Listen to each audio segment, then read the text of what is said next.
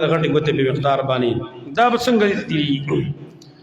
دیو به دا څخه پولیس لګي لاس لګي سي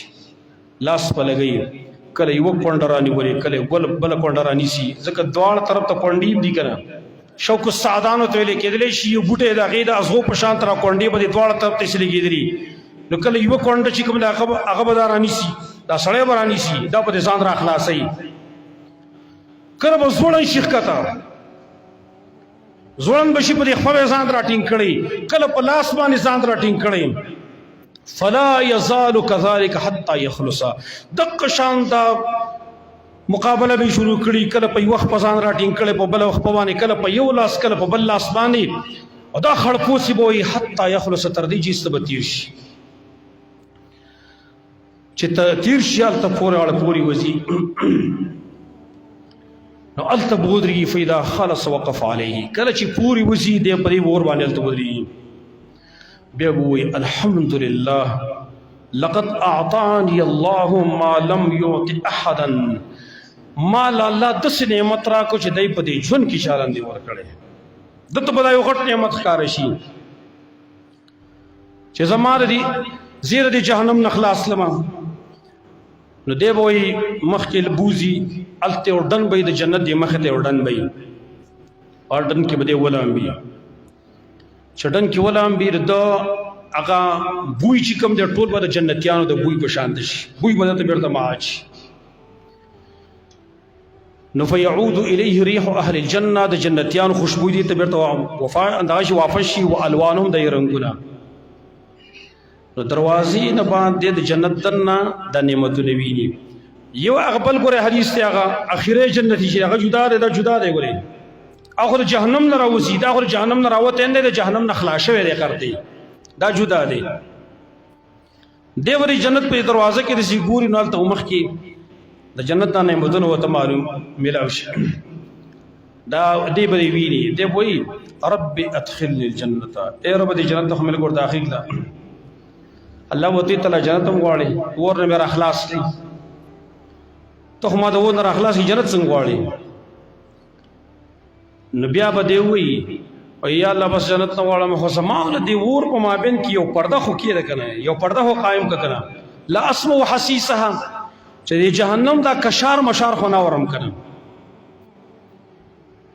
نو بس الله به دی جنت ور داخل کیلتا دی په نه پوي دی ور داخل کیلتا چې دی کله ور داخل شي نو دته با یو کور را پورته کلیش یو کور به د تر پورته کلیش دی به وایي چې دا مخکې مات سلیدل لکه چې دا خوب وراته ښکاري یو کور یو منزل به ورته راپورته کړی شي دی به وایي رب اعطني ذلك المنزل دغه کور نه دغه کور لاله راکړه الله وضيف فلعلك ان اعطيتكه تسال غيرها دا کور به درخ وګوره دی نور څه غواړي دی وایي چې لا وعزتك لا اسالك غيره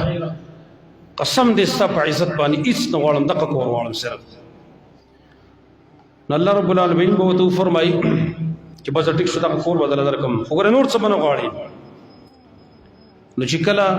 دې دغه کور ته ورشي او کور ته ور داخل شي نو دی به خاموش وي دی به یو بل کور ته راپورته کړي شي چې بل کور ته راپورته کړي شي نو دی به بیا د هغې سوال کوي الله وو ته دوی نور څه غواړي دا یو څوک مسلسل دا سوالونه وکي یو کور را پورته کی بل کور را پورته کی دا غي سوال وکي به بل سوال کوي به بل سوال الله وو دوی ته نور غواړي دا قسمونه وو ته کی دا سلسله به قشد جاری اخیره کې چې یو کور لور کې نو دی خاموش پي الله رب العالمین به دوی فرمایي مالک لا تسأل سچل ته نور څه غواړي ولی تخنور څونه بوختل سبحان الله نجرتي بوتوي لقد سألتك حتى استحييتك ډیر سوالونه مې د نوکله وصل حیا را لنور د نشم کولای ډیر څه مې د نو بوختل حیا او شرم راغې نور د نڅو والما واقسمت لك حتى استحييت قسمونه مې د ډیر وکلو تر دې چې حیا را لراله نور نشم کولای نو الله ورته وي چې دا خبره کلو چې الله ورته وي الم ترضى ان اعطيك مثل الدنيا وعشرة اضعافها ته په دې خوشحالي کې چې دنیا عمر زیاده درکم او د هغې لس چنده د نور درکمه دا به ورته وایي اتستهزئ بي وانت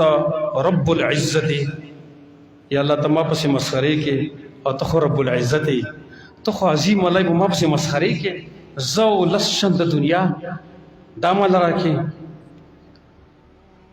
دا ځای چې وایي کله راغی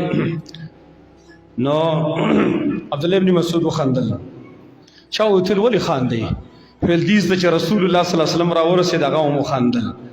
وایي چا چې ولې خاندې نو هغه ورته ځکه خاندم چې حدیث کې دا دی نبی صلی الله علیه وسلم فرمایي زه ځکه خاندم فیضحک الرب الله به دې سړي ته وخاندي نو ځکه ما وخاندل عبدالله ابن مسعود ما د هغې د وجې نه ځکه وخاندل نو لس چنده د دې دنیا دا به ورته ورکړلی شي بیا به ته الله وایي زه خو په دې قادر یم چې تاله درکم مسخرې نه کوم زه قادر یم زه قادر یم چې تاله درکم نو دی به ورته وایي الحقني بالناس بس بیا ما د خلکو سره میلاو کړه چې کوم ملګري مې ده نه دي په دې جنت کې ما ورسره میلاو کړه نو الله به ورته وایي زه راشه بس ورشه فینطلق یرمل فی الجنه دی به ورداخل چې په جنت کې به منډې وهي حتی اذا دنا من الناس رفع له قصر من دره تر دې چې د خلکو ته ورنږدې شي یو بنګله به د ملغلرې هغه ورته راپورته کړلی شي فیخر ساجدا وایي زه به سجده پرې وځي خلک دته به الله وایي سر پورته کړه ولې سجده کې څه چل شوی دی او به ورته وایي چې هغه بنګله به دومره ښکلي دومره رڼاګانې به کې راښکاره شي دی به خیال دا وکړي چې دا چېرته زما رب دی نو هغه به وایي چې ما خو خپل رب ولیده او به ورته رب نه دی دا خو ستا کور دی دا ستا هغه محل دی رب نه دی لا بیا به ورته یو بله بنګله راښکاره شي نو هغه به داسې وي چې سره دا تیر چاپېره به سپینې په دې منځ کې به سوروالی وي غونډه تیر چاپېره سپینه منځ کې سوروالی دی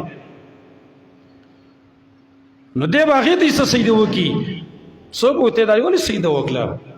وایي دا یو ملک لیدلی ملک نه دی دا دی ملک نه دی هغه به ورته وایي دا کور دی ستا او هغه ملک چې کوم هلته ولاړی هغه به ورته وایي زه ستا خادم یم دلته ملک به لیدلی ملک ملایکو کې یو ملک زه ستا خادم یم خو دغه بنګله د دې دروازې د دې کړکۍ د دې چت دا به ټول د سونې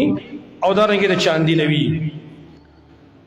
او هر ملغلره چې په دې کې لګېدلې هغه به ځان له ځان له رڼا کوي سپینه ملغلره ځان له رڼا کوي سره ملغلره چې کوم بیا به ځان له رڼا کوي شنه ملغلره به ځان له رڼا کوي او په دې ملغلرو کې د ملغلرو په دې بنګلو کې به دننه بیا د بیبیانې ناستې وي د دې بیبیانې به ناستې هغه بیبیانو باره کې نبي صلی الله علیه وسلم فرمایي چې ادنا بیبي چې کوم د ادنا بیبي ادنا هوره هغه به داسې حسن الله ورکړی چې په هغې به اویا جوړي وي او د هغې د دې پنډۍ دا نلی نه دی دا به د ډېر صفاوالي د وجې نه معلومېږي د هغې چې کوم دا جګر دی دا مخامخ سینه دا به د آینه وي شیشه به وي د مخ په پکې ښکاره کېږي وایي د مخ په پای کې ښکاره کېږي او دغه ملک به ورته وایي چې زما سره زر خادمان دي زر خادمان سره خدمت دپاره موږ دلته سره خدمت دپاره ولرو دا هغه اخرنی جنتي دی